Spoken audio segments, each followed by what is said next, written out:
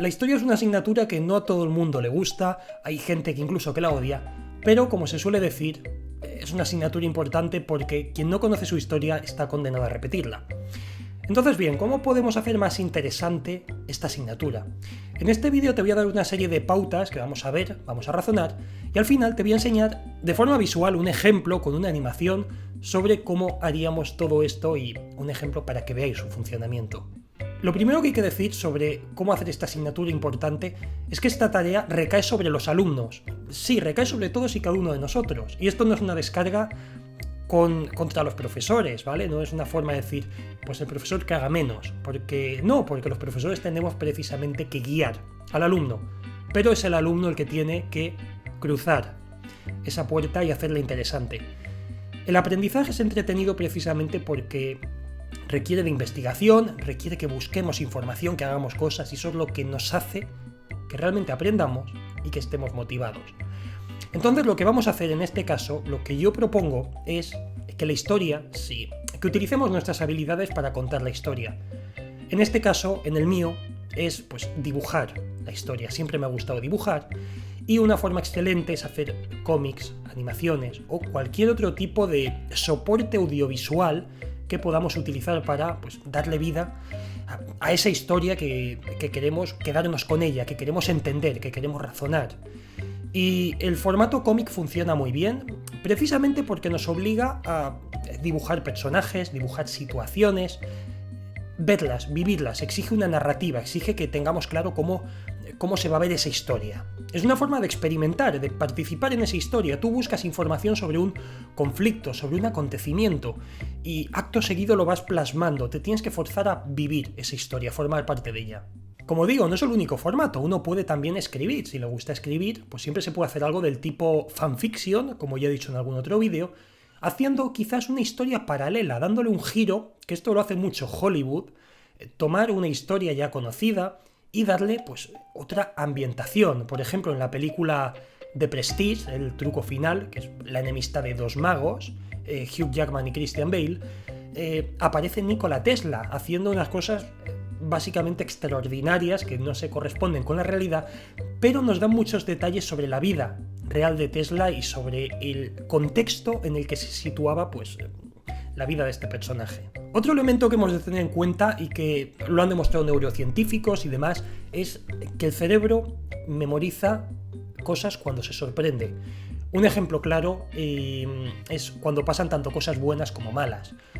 Un ejemplo que ponen siempre es que mucha gente, los que vivimos o coexistimos en el tiempo en el que ocurrió el atentado del 11S, los atentados, pues recordamos perfectamente dónde estábamos, qué estábamos haciendo, lo recordamos todo porque es algo que nos impactó.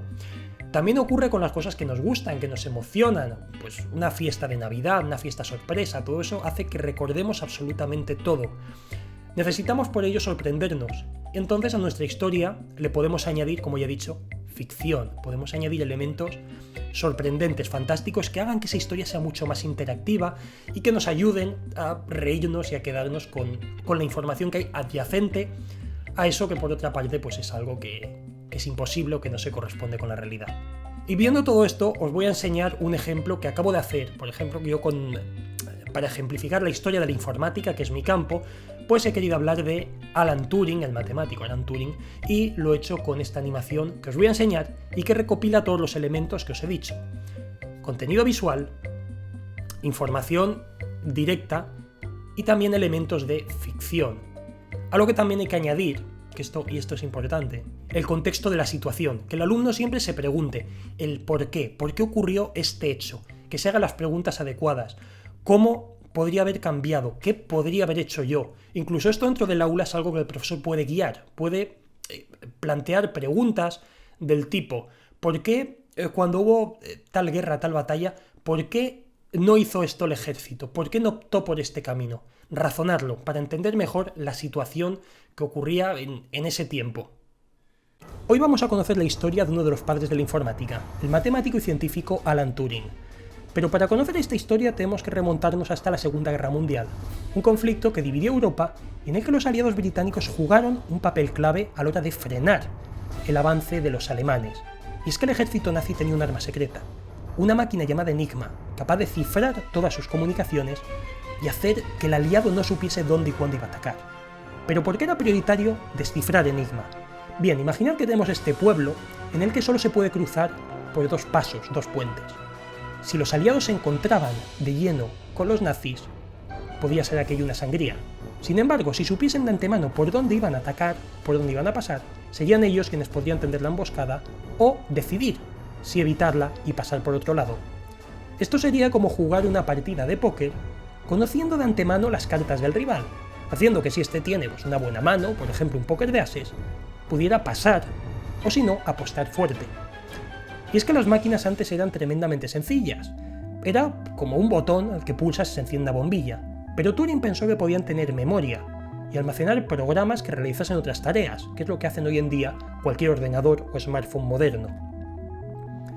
Pero claro, Turing pensó aún más allá, ¿y si las máquinas pudiesen almacenar recuerdos o incluso ser creativas? Para ello ideó el test de Turing, una prueba en la que se entrevista a otro interlocutor sin saber si es humano o una máquina, y si las respuestas parecen humanas, quiere decir que esa máquina tiene inteligencia artificial. Aún hoy se sigue usando. Pero claro, ¿qué más cosas podría haber hecho Turing para avanzar en la guerra? Pues podría haber descifrado un código extraterrestre, o incluso el código de la vida y haber creado un ejército zombie para vencer a los alemanes, aunque esto es bastante poco probable, la verdad. Hay que decir que Turing tuvo un triste final, se suicidó mordiendo una manzana con cianuro, y hay quien dice, se rumorea, que fue lo que le llevó a Steve Jobs a crear el logo de Apple en homenaje. Una bonita historia que no se sabe si es real, pero desde luego a mí me encanta. Y bueno chicos, esto ha sido todo por hoy, espero que esto os ayude a darle otro enfoque a vuestras sesiones de estudio en las clases de historia y también que hayáis aprendido algo sobre la figura de Alan Turing, una figura que por otra parte no se le ha dado todo el prestigio, todo el crédito que mereciera. Y bien, por mi parte nada más, simplemente desearos un fantástico día, daros un abrazo enorme y recordaos que nos vemos muy pronto aquí con un nuevo vídeo. ¡Chao!